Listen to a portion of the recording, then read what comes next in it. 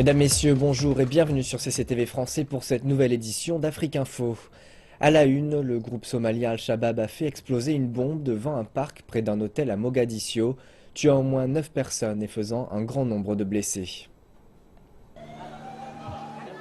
Les combattants du groupe islamiste des Chebab ont fait exploser une bombe vendredi devant un parc près d'un hôtel de la capitale.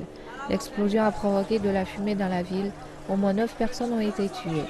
Le major de la police Ahmed Abdoulaye a dit qu'il a compté au moins 9 morts. Et selon lui, les assaillants ont été tués par la police.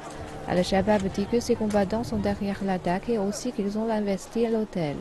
Des murs de l'hôtel de la Ligue des jeunes de Somalie ont été endommagés et un véhicule a explosé près du parquet où se trouvaient de nombreux jeunes. Des coups de feu ont éclaté après l'explosion. Al-Shabaab a souvent pris pour cible Mogadiscio le vendredi, journée où les gens se rassemblent dans les restaurants et les hôtels avec leurs amis et leurs familles. Le secrétaire général de l'ONU, Ban Ki-moon, a souligné l'importance qu'il attache à l'accord de paix au Soudan du Sud. Il a visité la capitale du pays récemment et rencontré le président Salva Kiir. Il s'est également entretenu avec Riek Machar au téléphone, appelant les deux leaders à former un gouvernement d'unité. La nation la plus jeune du monde est proche de l'effondrement depuis la guerre qui a commencé en 2013. Le chef de l'ONU, Ban Ki-moon, est en fin de mandat et il veut un relèvement du Soudan du Sud avant de quitter son poste.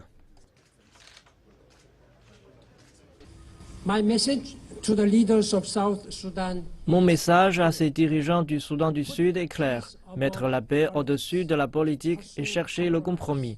Dépasser les obstacles et établir un gouvernement de transition et d'unité nationale sans délai.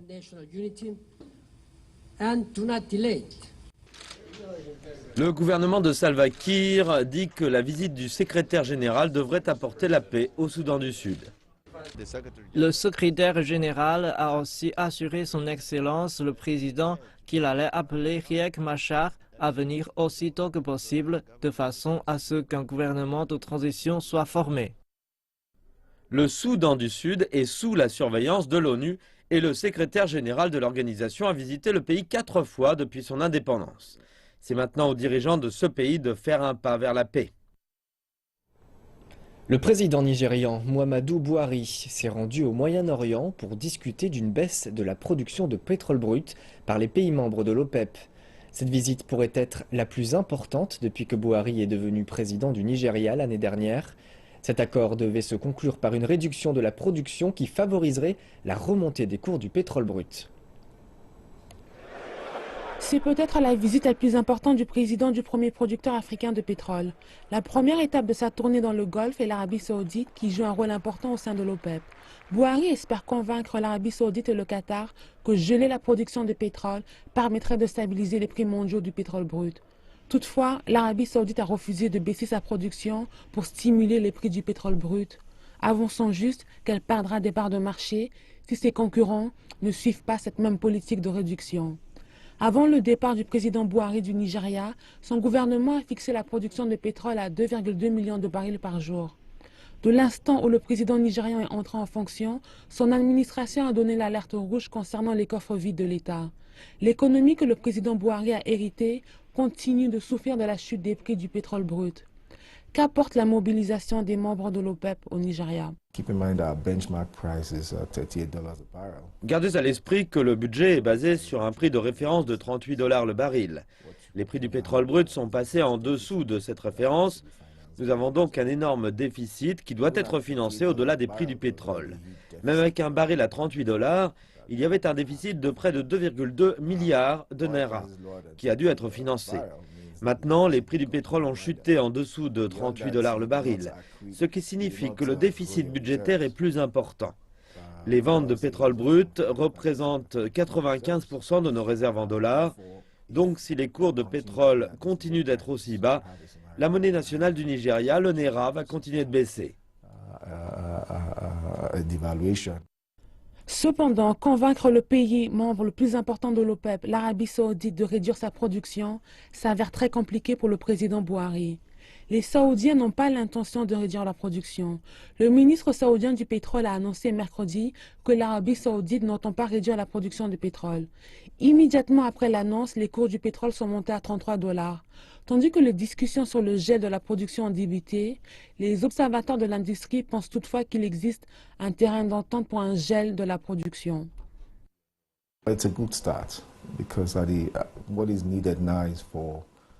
C'est un bon début. Ce que les pays de l'OPEP doivent faire, c'est de regarder leur production et prendre les mesures appropriées pour stabiliser les cours du pétrole. Ils souffrent tous de la chute des prix du pétrole, mais que l'Arabie saoudite, premier exportateur mondial, ait donné son accord de principe pour un gel de la production est un pas en avant.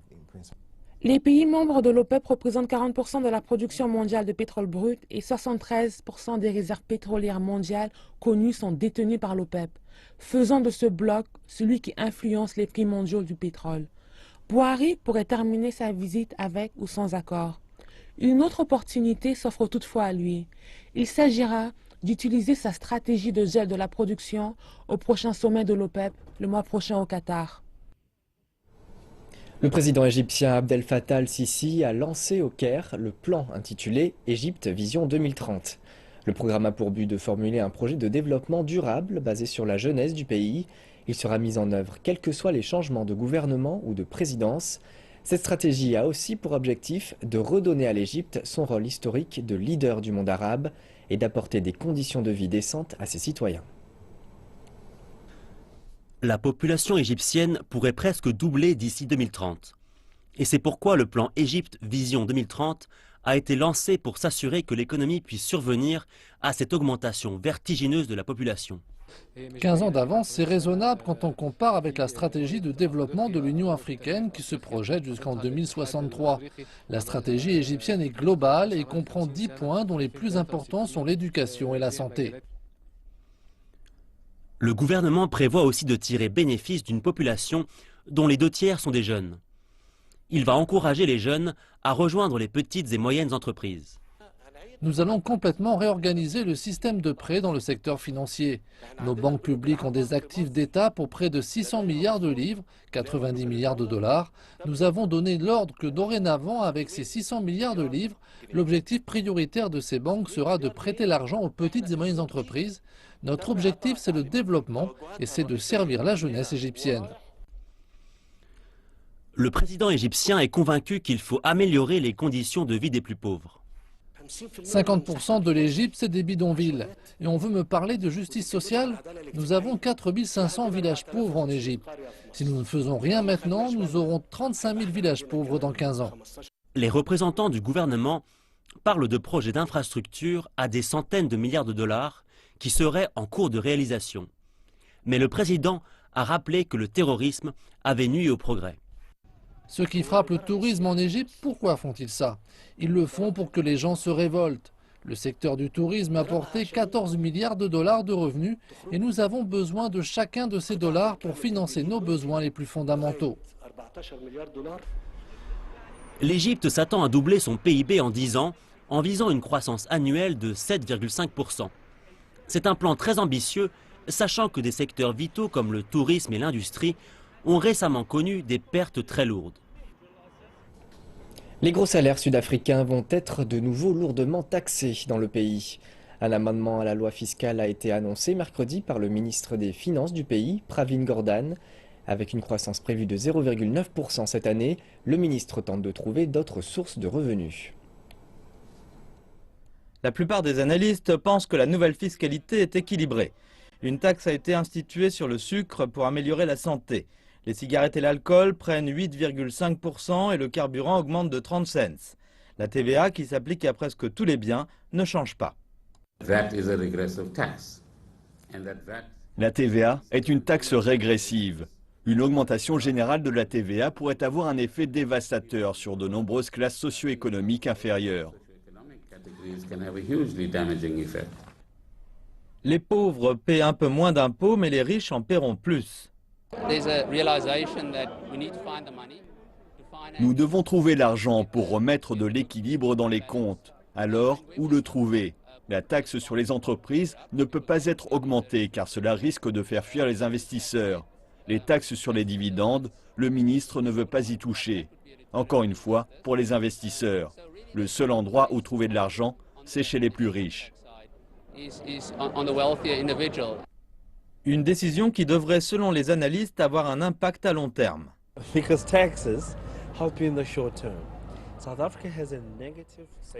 Les impôts aident à court terme. L'Afrique du Sud a un taux d'épargne négatif. Ces taxes nouvelles qui sont introduites comprennent les taxes sur les gains des capitaux, comme une hausse des actions en bourse ou la vente d'une maison. Tout cela risque de faire fuir les investisseurs sur le long terme.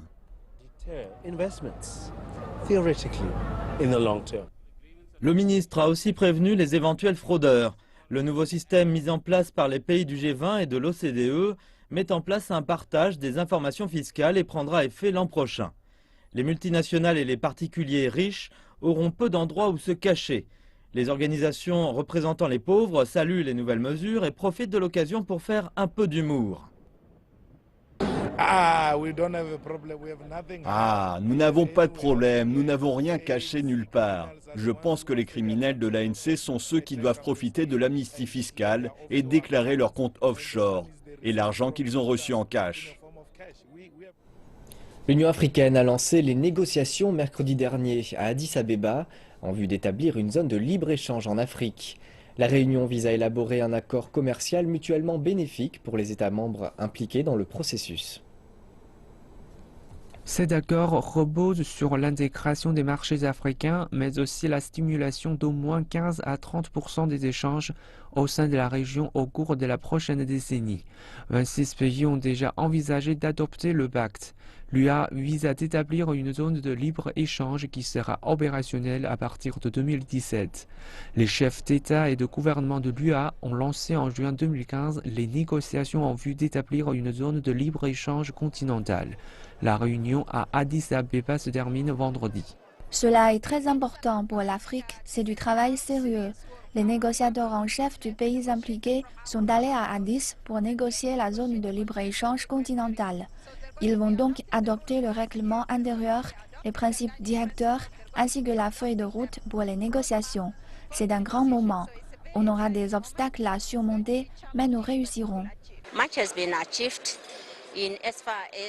Bon, de nombreuses choses ont été réalisées sur le plan de l'adoption des documents clés lors du sommet des chefs d'État en juin dernier à Johannesburg.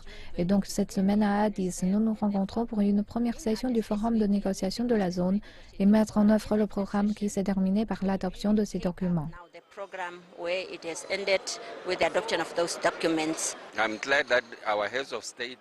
Je suis content que nos chefs d'État aient insisté sur le fait que les négociations doivent être conclues d'ici 2017. Ils ne voulaient pas prolonger les discussions au-delà de cette date. Nous devons nous diriger vers cette Afrique de libre-échange. Nous devons utiliser l'union douanière pour faciliter les échanges. Nous avons besoin d'un marché commun et de rejoindre une communauté économique. Cela est notre objectif. Nous devons donc atteindre ce stade le plus vite possible. Le Zimbabwe risque de se retrouver sans électricité en raison d'une baisse du niveau des réserves d'eau du barrage hydroélectrique de Kariba. La Société d'électricité du Zimbabwe a déclaré que la production énergétique pourrait s'arrêter d'ici 6 mois, à moins que de fortes pluies fassent leur apparition. Le niveau d'eau de la plus grande source d'énergie du Zimbabwe ont baissé de 477 mètres à peine 1,65 mètres au-dessus du seuil minimum nécessaire à la production d'électricité. Cela représente le niveau le plus bas enregistré au barrage depuis la pure sécheresse qui a touché le Zimbabwe en 1992. La baisse des réserves d'eau a déjà entraîné une diminution de la production d'électricité à Kariba de 750 MW à 285. Les faibles niveaux d'eau aggravent une situation déjà déplorable et menacent la relance des secteurs industriels en déclin. De plus, pour que le Zimbabwe puisse attirer de nouveaux investissements, un approvisionnement fiable en électricité est primordial.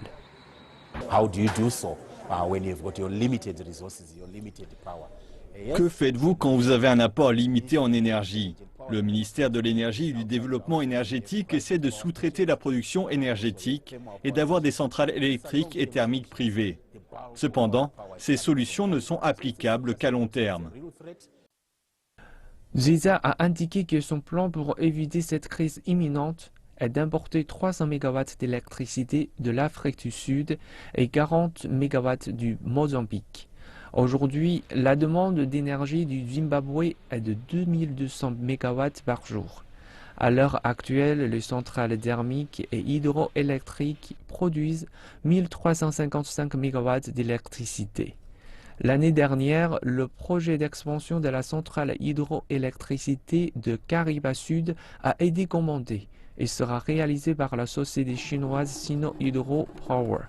Ce projet, qui s'élève à 533 millions de dollars, contribuera à accroître la production énergétique de 300 MW d'ici 2018. En Afrique de l'Ouest est apparu depuis quelques années un nouveau type d'architecture, la voûte nubienne, un habitat traditionnel originaire d'Égypte qui conquiert petit à petit plusieurs régions du Sahel. Découvrons pourquoi en images. Bâtir l'avenir avec des solutions inspirées du passé. Les conséquences du réchauffement climatique ont permis dans les régions du Sahel en Afrique de l'Ouest de poser un nouveau regard sur des constructions traditionnelles appelées voûtes nubiennes. Leur conception permet de réguler naturellement l'humidité et la chaleur. D'origine égyptienne, ces types de bâtiments sont adaptés à de nombreuses populations. Vous n'avez pas non plus besoin de recourir à des matériaux modernes qui sont souvent chers, souvent polluants, qui ont pollué d'ailleurs à la fabrication et à leur acheminement sur le site de construction. Donc avec la voûte nubienne, vous pouvez construire avec les ressources que vous avez sur place. Vous vous permettez donc de préserver l'environnement. En quelque sorte, vous jouez donc sur à la fois l'atténuation au changement climatique et à l'adaptation à ces changements climatiques, puisque vous vous trouvez donc dans un bâtiment adapté au contexte local, donc au climat sahélien. La simplicité et la rapidité de leur construction ainsi que le faible coût des matériaux et du travail convainquent les populations. Et cerise sur le gâteau, ces maisons sont confortables. Avant, notre maison était faite d'un toit en tôle et quand il faisait chaud, on ne pouvait rentrer dedans. On avait des ventilateurs, mais depuis que nous avons construit la voûte nubienne, nous sommes protégés de la chaleur. Il fait si bon à l'intérieur. Et en plus, notre maison a des espaces réservés, tels que des armoires pour ranger nos affaires. Au début, je doutais un peu, mais après, quand j'ai réfléchi et j'ai regardé l'originalité du travail et que tout est fait à partir d'ici, bon, je me suis dit, on va se lancer à ça. Sur le côté économique, c'est plus rentable que de construire en ciment. Les projets de voûtes nubiennes ont connu un succès remarquable au Burkina Faso. Afin de faire connaître ce type de logement au Sénégal, l'association La Voûte Nubienne a emmené un maître maçon burkinabé pour former les maçons locaux. Sur mon chantier, moi j'ai employé 10 apprentis sénégalais, des maçons locaux. Et je les apprends à la technique voûte nubienne. Donc actuellement je peux dire qu'il y a un qui est classé, qui est qualifié, quoi. C'est un classe 4, et puis il y a un classe 3, et puis un classe 2. Donc je pense qu'avec les classes 3, classe 2... L'association a mis en place des programmes au Burkina Faso, au Mali, au Sénégal, au Ghana et au Bénin, qui ont permis de construire quelques 1500 bâtiments. On est à 70 bâtiments qui ont été achevés. Ça s'est fait entre 2007 et 2015. Au jour d'aujourd'hui, on a 7 chantiers en cours et prévu sur le Sénégal, mais on a en plus de ça 11 clients qui sont en attente, c'est-à-dire ils sont en discussion, en validation de plans, de devis. Adorable, simple, pratique et verte. Cette forme d'architecture traditionnelle, remise au goût du jour et exportée hors de sa région d'origine, pourrait donc bientôt faire partie des paysages de plusieurs pays d'Afrique de l'Ouest. La liberté de pouvoir s'exprimer sans être jugé. Voilà ce qu'offre aux habitants de Johannesburg, en Afrique du Sud, l'activité Secret Sunrise. Il s'agit d'une pratique de relaxation et de bien-être qui s'appuie sur des techniques de yoga et de danse méditative. Rien ne vaut le doux son de la musique pour bien démarrer la journée. Secret Sunrise est une combinaison de yoga et de danse méditative. Il s'agit d'une nouvelle tendance urbaine où près de 300 personnes dansent en silence. Elle est destinée à ceux qui ont besoin d'une pause dans leur vie stressante à Johannesburg.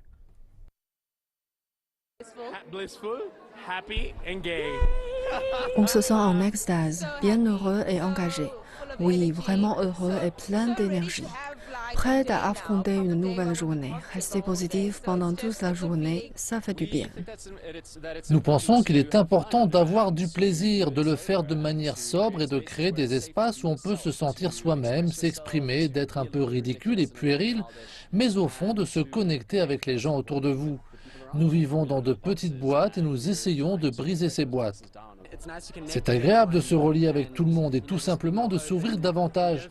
On ne se sent pas jugé ici et c'est très appréciable. Au cours de l'heure que dure la session, les participants rampent sur le sol, forment des lignes ou même des cercles. L'utilisation de casques Bluetooth octroie une grande liberté de mouvement et permet aux participants d'éliminer le stress de la journée. Le fait d'avoir recours à des casques permet de créer un espace réellement sans danger. Vous ne ressentez pas l'envie de discuter avec tout le monde et vous pouvez véritablement vous connecter avec vous-même et avec les autres d'une manière non verbale. Dans une ville trépidante telle que Johannesburg, c'est une excellente manière de démarrer la journée ou prendre son temps. Je suis là pour chaque secret sans risque, car comment dire, c'est ce qui est. C'est un sentiment qui vous prend, vous faites ce que vous devez faire. Vous vous laissez aller et vous vous laissez emporter. Et c'est la fin de cette édition d'Afrique Info. Merci de l'avoir suivi. Bonne suite de programme à toutes et à tous sur CCTV Français.